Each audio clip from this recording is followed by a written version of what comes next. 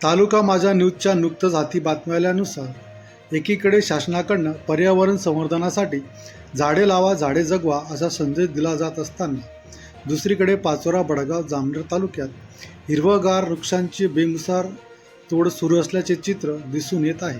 स्वयंचलित यंत्राच्या साहाय्याने दररोज मोठ्या प्रमाणात वृक्षतोड होत असल्याचे आरोप निसर्गप्रेमींनी केला असून वाढत्या लाकडू व्यापारामुळे या भागात वृक्षतोडीचे प्रमाण चिंताजनकरित्या वाढत असल्याची चर्चा आहे. वृक्षतोडीमुळे पर्यावरणाचे समतोल बिघडत असून त्याचे गंभीर परिणाम आता दिसू लागले आहेत. झाडांची संख्या कमी होत असल्याने परिसरातील तापमान वाढत असून उन्हाळ्यातील उष्णतेची तीव्रता अधिक जाणवत आहे. याशिवाय पावसाचे अनियमितता प्रमाण, जमिनीतील आर्द्रता कमी होणे, भूजल पातळी घटणे तसेच पक्षी व वन्यजीवांचे अधिवास नष्ट होणे असून दुष्परिणाम समोर येत आहे असल्याचे पर्यावरण अभ्यासकांचे मत आहे.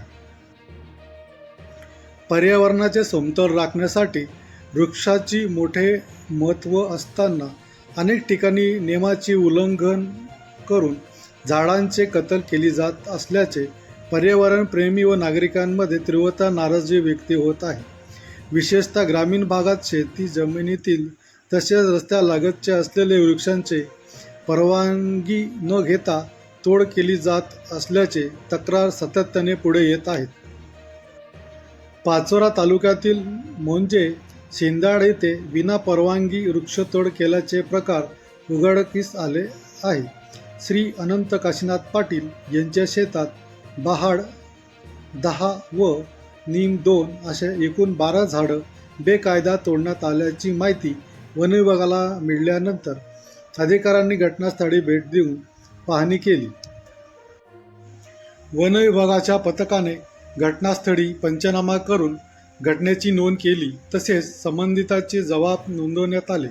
प्राथमिक चौकशीतील विनापरवानगी झाडाची तोड झाल्याचे समोर आले असून या प्रकरणी शासनाच्या नियमानुसार पुढील कारवाई करण्यात येणार असल्याची माहिती वन विभागाने दिली आहे.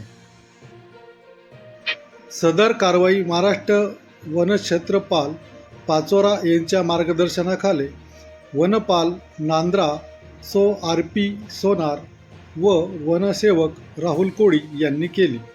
दरम्यान परिसरात वाढत असलेले बेकायदे वृक्षतोडीवर कठोर कारवाई करावी तसेच वृक्ष संवर्धनासाठी व्यापक जनजागृती करावी असे मागणी पर्यावरणप्रेमींनी व नागरिकांकडून करण्यात येत असले आहे.